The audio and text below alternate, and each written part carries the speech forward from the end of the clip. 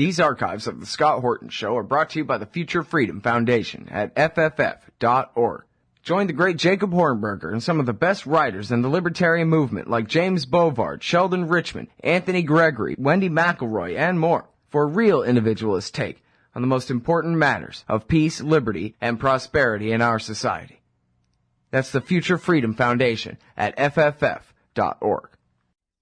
Hey, I'm Scott. Welcome back to the show.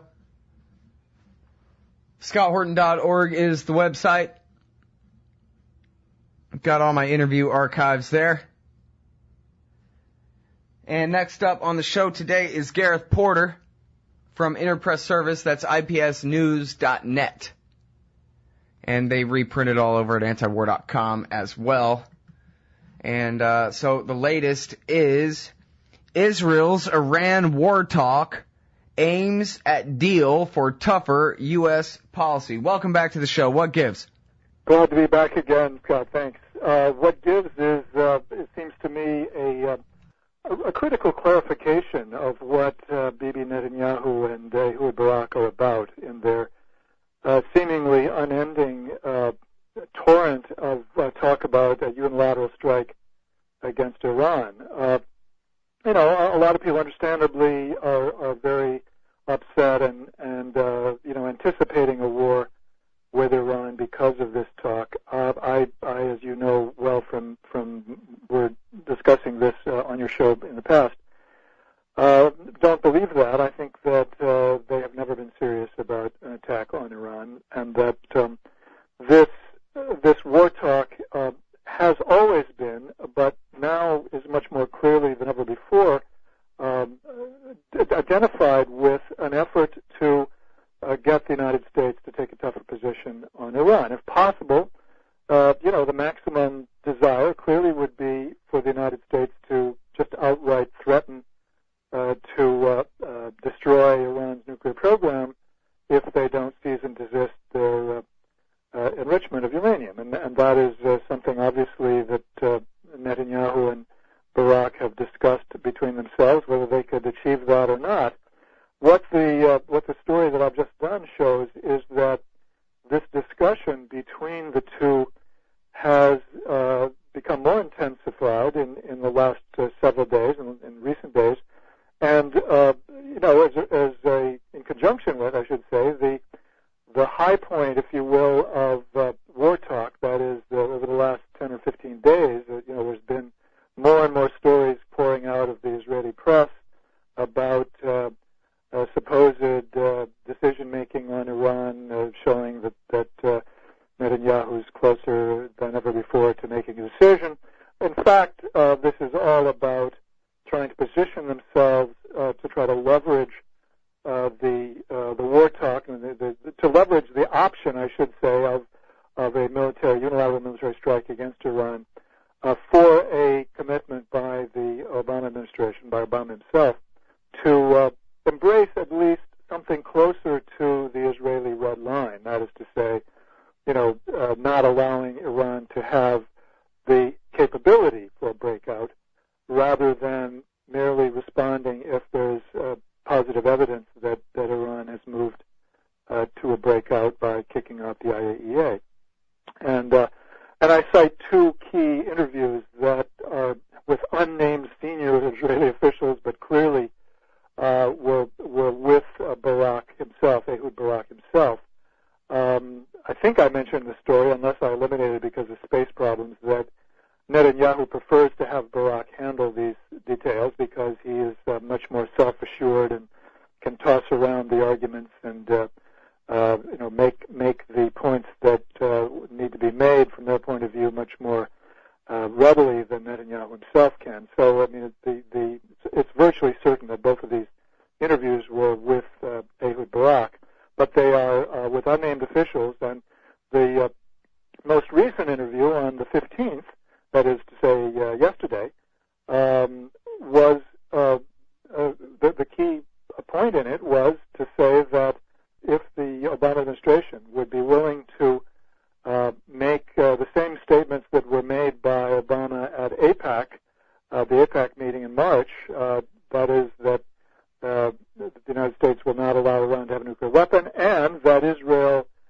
is entitled to self-defense, although those weren't exactly his words, plus embrace the Israeli red line that we just talked about, then the Israelis would, in generous spirit, might abandon their unilateral military option against Iran. Now, they make it sound like they're in this very powerful negotiating position, whereas, in fact, I think that their negotiating position in relation to the Obama administration is relatively weak.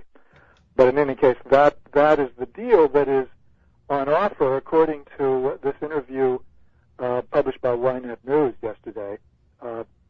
And that's a new development. And 5 days earlier, another interview, which was even more clearly with Ehud Barak, produced a statement that I found very, very significant, which was a direct quote from the so-called decision maker, who was put in quotes, the decision maker, saying that if Israel were to give up and were clearly not in a position to do anything about Iran, meaning militarily, that would mean that the chances of a U.S. action against Iran would be reduced.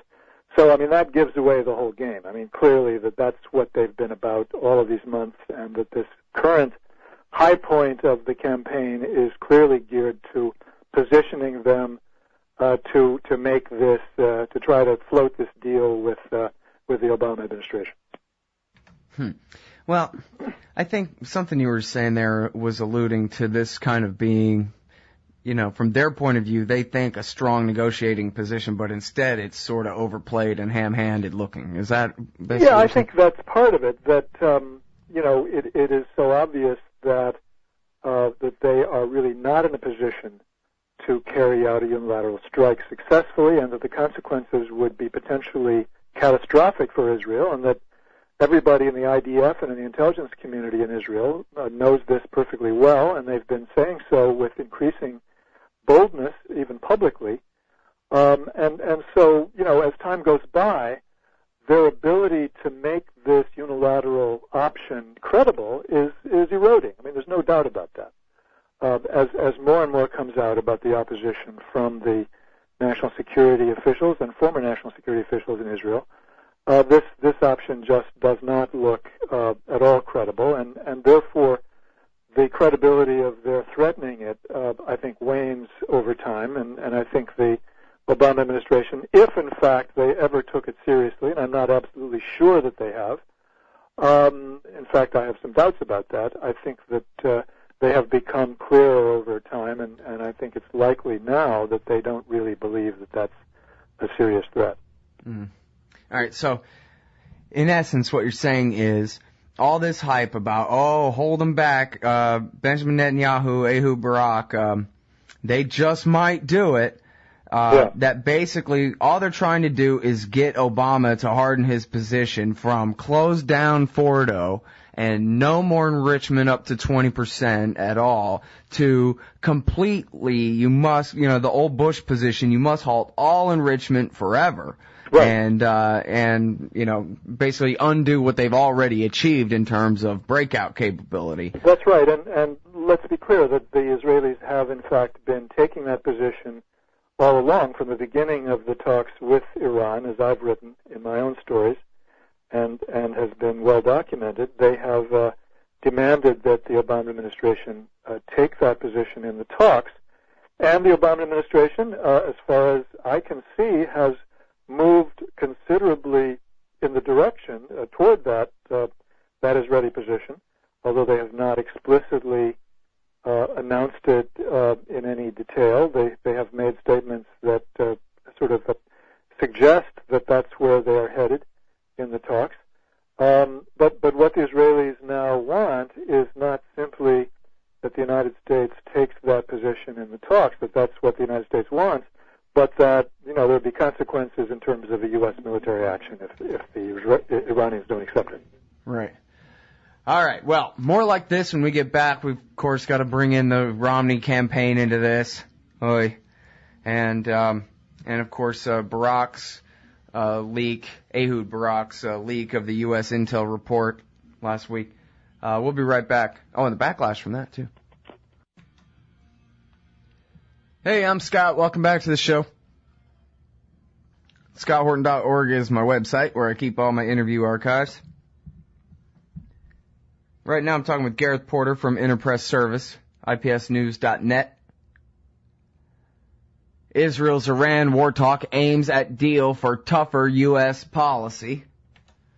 The point being, play the little dialectic game thing. Obama basically has, he sabotages all of his own negotiations. They don't seem to be leading anywhere to me. I guess I'll let you address that, Gareth. But basically, when he pretends that he's willing to negotiate, he says things like, we'll accept your uranium enrichment. He at least implies, we'll accept your uranium enrichment up to 3.5% or 3.6. We just don't want you enriching up to 20%. We want you to export that. But otherwise, stay inside your safeguards agreement and answer all your, maybe sign up the additional protocol, something like that, and maybe we could make a deal. Whereas the Israelis wanted to change the policy back to the Bush policy of no enrichment whatsoever, which of course never accomplished anything, never even led to a war. If that's what the Likud guys were really after. In fact, Scott, it did accomplish something, which was that it gave the Iranians the incentive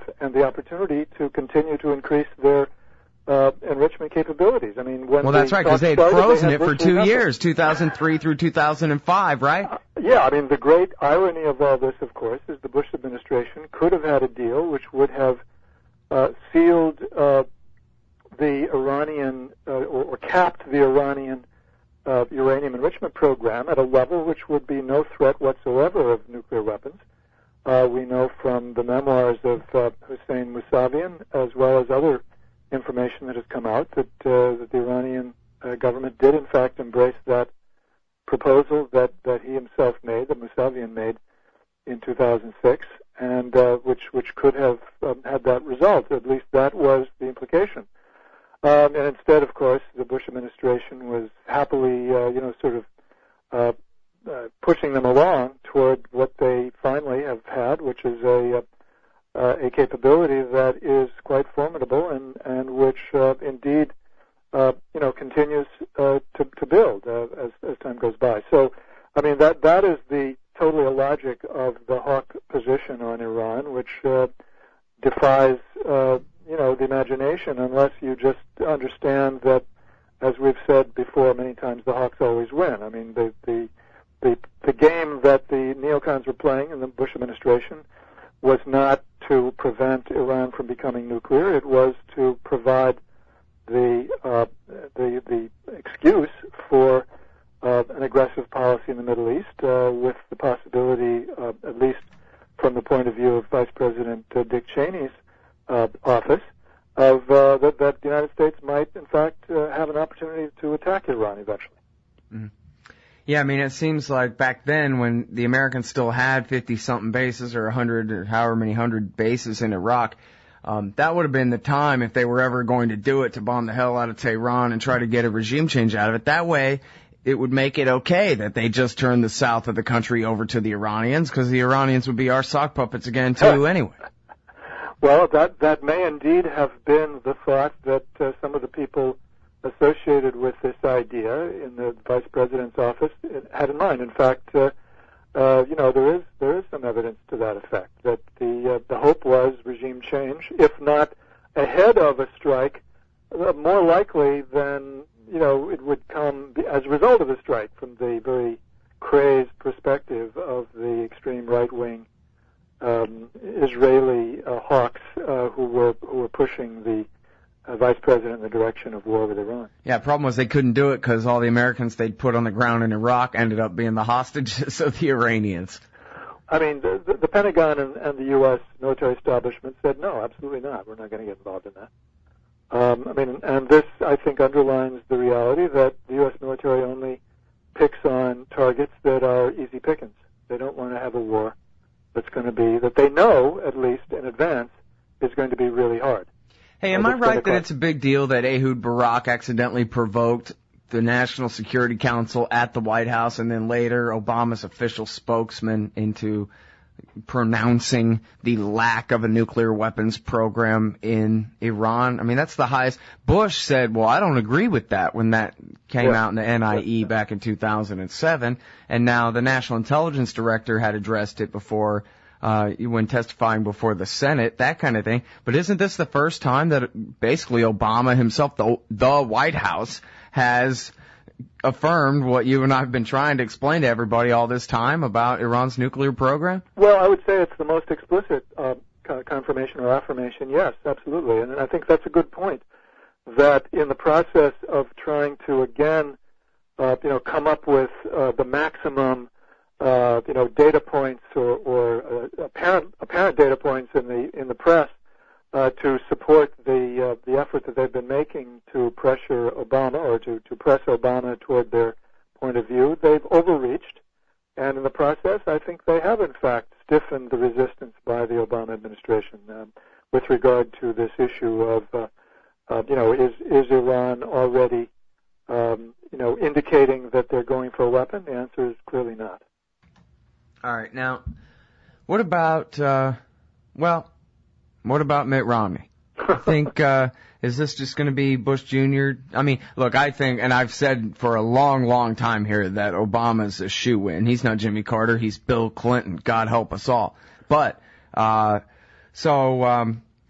think there's a very small chance, but then again, lots of things can change in politics in a very short time. So, how dangerous is Mitt Romney compared to our current warlords? Yeah, let me just say, if the Iranians were to drop a few mines in the Strait of Hormuz and just create a crisis for a few days, the price of oil would skyrocket and would stay up for probably 2 to 4 weeks, which could be crucial 2 to 4 weeks in terms of the presidential election. So you're right; it's too soon to say definitively that this election is a shoo-in by any means. But I subscribe to the argument that in some ways a Republican president, no matter how right-wing, is subject to more political constraints with regard to issues of war and peace than Democratic administration is. Which is not to say that they can't do anything, but relatively speaking, the way the system works is that a Democrat is subject to certain freedoms that a Republican doesn't have. I mean, can get away with things that a Republican can't get away with. I mean, it's simply a matter of the willingness of the Democratic constituency to go along with Democratic president on things that they wouldn't accept with a Republican president. I think that's the simplest version of this. So, I mean, that's at least part of the story that I think would pertain to a Romney presidency. And obviously he would have some very bad people around him who would be urging on him some very bad policies, but you would still have the same military leadership and the same strictures that did apply during the Bush administration would apply to a Romney administration. So I think there are a set of built-in constraints that are greater on a Romney presidency than would be the case with an Obama presidency. That this is not taking into account the differences in the policies that they would pursue. Well, we learned and I guess you must have already known this for a long, long time. It became very clear to a lot of us in the first Bush Jr. administration that, wow, it really does matter who's the Deputy Assistant Secretary of Defense for Policy. Yeah. Those guys can change, they can move heaven and earth. Yeah. It's amazing. I mean, it was Feith, was it not, who abolished the Iraqi army? Absolutely. On his whim. There's no doubt that the people that Romney would bring in would be dangerous, and I'm not trying to deny that or to minimize that at all. Well, hey, Obama's people are horrible too. I mean, Michelle Flournoy and that whole counterinsurgency doctrine in Afghanistan. What's that other than what the KGB used to do to people? Come and grab them in the night like that. They're bad people with terrible ideas and no spine, no willingness to face the truth. But I have no doubt that, the people that Romney would bring in would be worse. So I mean, let's just posit that. Yeah. But I do think that if you're talking about the case of war with Iran, then that the fundamental situation is that Romney would not be able to carry out a war against Iran. All right, everybody. That's the great Gareth Porter, IPSnews.net. Thanks, Gareth. Thank you, Scott.